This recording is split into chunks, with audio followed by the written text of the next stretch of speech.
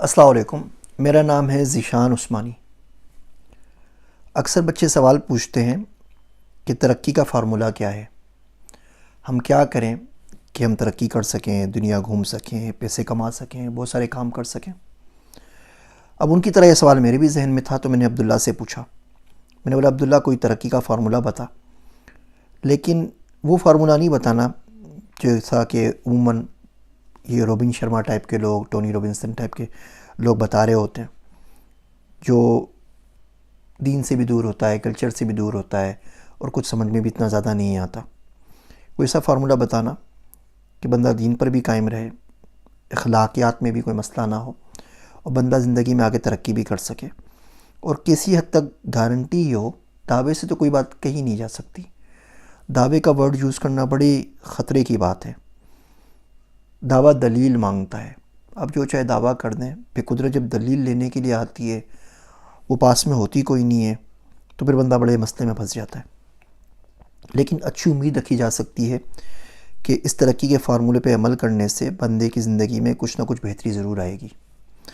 تو جو جواب عبداللہ نے مجھے دیا، سوچا کہ میں آپ کی کوشش گزار کر دوں، میں بھی اس پہ عمل کروں گا، مجھے بھی فائدہ ہوگا، آپ بھی عمل کیجئے گا، آپ کو بھی فائدہ ہوگا، ہم سب مل کے اس کو دعائیں دیں گے۔ 5 چیزیں ہیں ترقی کے فارمولے کے اندر، اور ان 5 چیزوں پہ ضرور عمل کرنا چاہیے۔ پہلا فارمولہ یہ ہے کہ لوگوں کا نقصان اٹھا لیں، نقصان جس کا بھی آئے وہ اپنے ذمے لے لیں، فائدے دوسروں کو دے دیں، نفع بخش بنیں۔ کسی شخص کی گردن ادھار میں پھنس گئی ہے، اور جو لوگوں کا پیسہ اس نے لیا ہے اس کو بہت تنگ کرتے ہیں، آ کے دھمکیاں دیتے ہیں، مارنے کی دھمکیاں دیتے ہیں، جو چاہے کرتے ہیں، ذلیل کرتے ہیں۔ آپ اسے بولیں کہ ٹھیک ہے بھائی، اس کا ادھار میں اتار دوں گا، اس بندے کو فارغ کرو، میری گردن پکڑ لو۔ گھر میں لڑائی ہو جائے، ابو کو غصہ آ جائے، اور ابو ہو سکتا ہے کہ امی پہ ہاتھ اٹھا دیں یا ڈانٹ دیں یا کچھ اور کر دیں، آپ بیچ میں کود جائیں۔ آپ مار کھا لیں، تھوڑی سی، جوان آدمی مار کھا لیں گے، کیا فرق پڑے گا؟ اس سے ابو کا بلڈ پریشر بھی ہائی نہیں ہوگا، ان کا غصہ بھی کم ہو جائے گا، امی کی جان بھی بچے گی۔ کلاس میں آپ دیکھتے ہیں کوئی غریب سا بچہ ہے، اس سے کوئی قصور ہو گیا، اور ٹیچر اس کے اوپر ڈانٹے جا رہے ہیں اور بہت چلا رہے ہیں، آپ ذمہ داری اپنے پہ لے لیں۔ اب بولیں سر جی اس نے نہیں کیا، میں نہیں کیا، مجھے ڈانٹ دیجیے، آپ برداشت کر جائیں گے۔ گھر میں بہن بھائیوں سے کچھ ہو جائے، ان کا الزام اپنے سر لے لیں۔ میاں بیوی کی لڑائی میں قصور سامنے والے کا ہو، آپ قصور اپنے اوپر لے لیں، کوئی بات نہیں، پس جائیے تھوڑی دیر کے لیے، کوئی مسئلہ نہیں ہے۔ یاد رکھیے، لوگوں کے نقصان لینا شروع کریں، اور ان تمام نقصانات کو جمع کر لیں۔ ایک دن آئے گا جب حشر میں حساب ہوگا، تو عبداللہ کہتا ہے وہاں جا کے عرض کر دینا کہ اللہ، یہ سارے وہ ناکردہ گناہ ہیں جو میں نے نہیں کیے اور جن کی سزا میں نے پائی، اب میں تیرے پاس آیا ہوں وہ بہت سارے گناہ لے کے جو میں نے واقعی کیے ہیں اور جن کی مجھے واقعی سزا ملنی چاہیے۔ ان ناکردہ گناہوں کے صدقے جن کی میں سزا بھگت کر آیا ہوں، میرے ان کردہ گناہوں کو معاف کر دے جن کی سزا پکی پکی بنتی ہے۔ تو جتنے بھی نقصان ہوں گے نا، سب وہاں جا کے نفع میں بدل جائیں گے۔ تو پہلا کام تو یہ کرنا چاہیے ترقی کے لیے۔ دوسرا کام یہ کریں کہ اللہ سے باتیں کریں۔ روز رات کو سوتے ہیں، لیٹیں، آرام سے باتیں کریں، اللہ میں آج کیا ہوا پتہ ہے، یو نو واٹ، میں صبح اٹھا، میں نے ناشتہ کیا، پھر مجھے لیپ لین میں جانا تھا ہس کی رائڈ لینے کے لیے، لیکن وہ کرسمس کی وجہ سے بند تھی، پھر میں نے دوسری جگہ ٹرائی کی تو راستے میں ایکسیڈنٹ ہو گیا، پھر میں تیسری جگہ جا نہیں سکا، پھر میں واپس آ گیا، پھر میں نے نماز پڑھی، پھر میں نے یہ کیا۔ جس طرح ہم باتیں کرتے ہیں دوستوں، اس طرح ساری کی ساری روداد اللہ کو سنا دیا کریں، اس سے دل بھی ہلکا ہوگا اور آپ کی دوستی بھی بنتی چلی جائے گی۔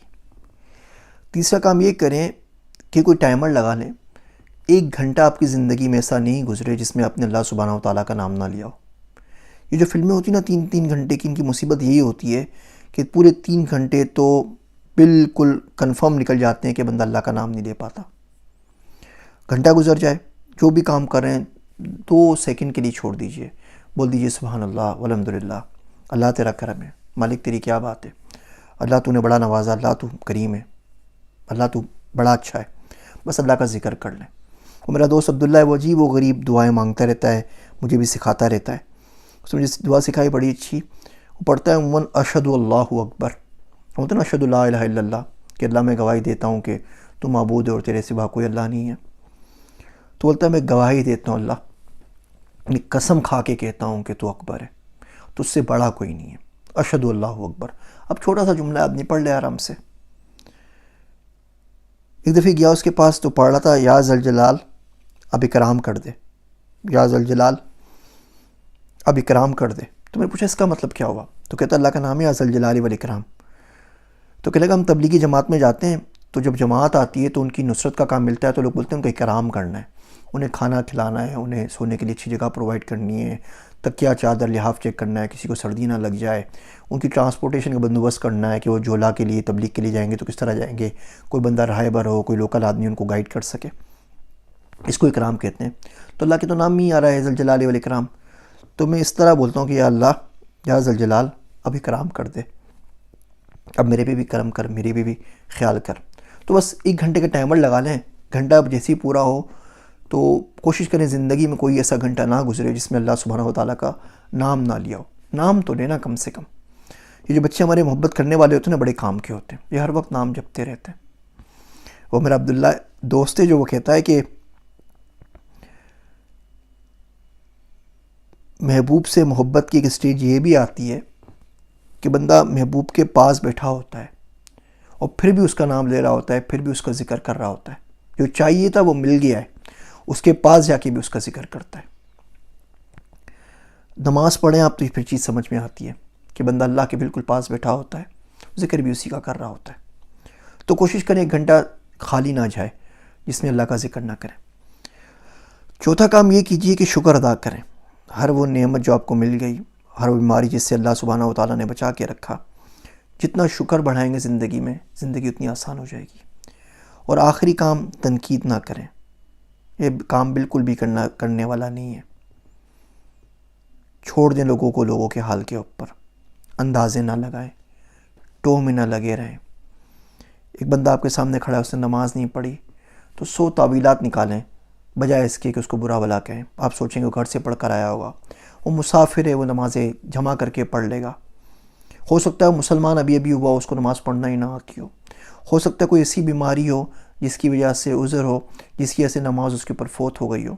100 طریقے کے بہانے نکالیں اس کے عمل کو جسٹیفائی کرنے کے لیے، اور پھر بھی اگر اس کا عمل جسٹیفائی نہ ہو تو یقین جانیے برائی آپ میں اس شخص میں نہیں ہے. اللہ کے بندوں کو اللہ پہ چھوڑ دینا چاہیے.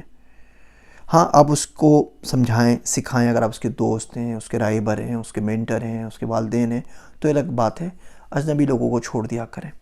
ہم لوگوں کو باہر کے لوگوں سے بھی پریشانی ہو جاتی ہے. ایک شخص کسی اور کی دعوت میں آیا، کھانا کھایا، اور ہم کمنٹ کرتے ہیں دیکھا موٹا کتنا کھانا کھا رہا تھا، سارا کھا گیا، پوری پلیٹ بھری ہوئی تھی. اللہ کے بندے، کھا وہ رہا ہے، کھلا کوئی اور رہا ہے، رزق کسی اور کا ہے، تکلیف آپ کو ہو گئی ہے.